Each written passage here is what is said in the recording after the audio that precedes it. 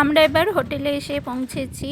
এই হোটেলটাতে আমাদের দুদিনের থাকার ব্যবস্থা করা হয়েছে, হোটেল টিবেট। এবার লাগেজগুলো গাড়ি থেকে নামানোর ব্যবস্থা করা হচ্ছে।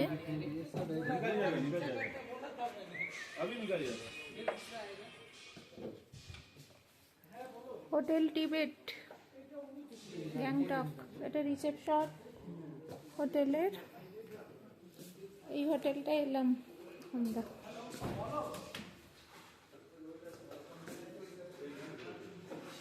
রিসেপশন,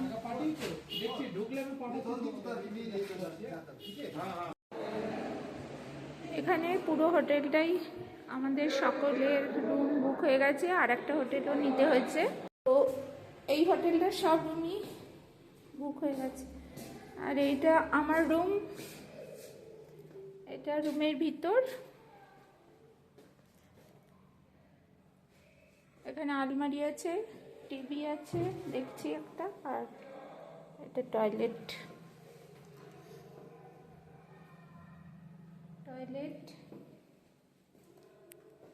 তো আমরা তো টোটাল 4টে গাড়িতে এসেছি সকলে মিলে। তো 3টে গাড়ির রুম, সকলের জন্য রুম এই হোটেলটায় পাওয়া গেছে। আর একটু 2-3টে হোটেল পরে আর একটা গাড়ির সকলে আছে ওখানে রুম নিয়ে। তো কথা বলতে বলতে পুরো লাইটগুলো জ্বালাই হয়নি, তো জেলে দেখি।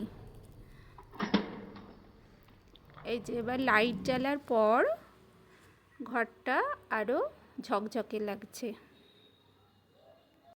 তো রেডি হয়ে নিয়ে খেতে যেতে হবে আমাদের। আসতে তো অনেকটাই দেরি হয়ে গেছে এখানে, তো ভাবছি একগাল ভাতই খেয়ে নেব। তো এটা রুমের চারিদিকটা আরেকবার দেখিয়ে দিলাম। আর এই হচ্ছে আমি। তো আগে ফ্রেশ হয়ে নিয়ে তারপরে খেতে যাব।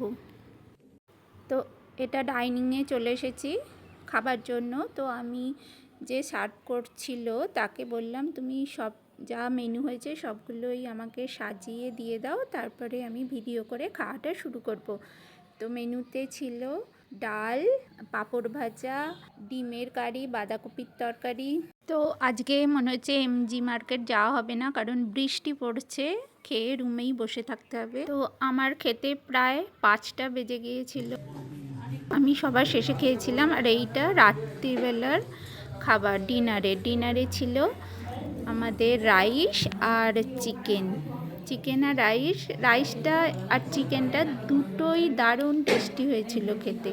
মানে রান্নাবান্নাগুলো একদমই ঘরোয়া রান্নাবান্না ছিল, টেস্টি, ভীষণ ভালো লেগেছে খেয়ে। আর সকলেই খুব ভালোভাবে খেয়েছে, এনজয় করেছে, আর সঙ্গে ছিল চাটনি। ঠিক আছে, তাহলে এর পরবর্তী ভিডিও নিয়ে আবার ফিরে আসবো। ততক্ষণের জন্য টাটা।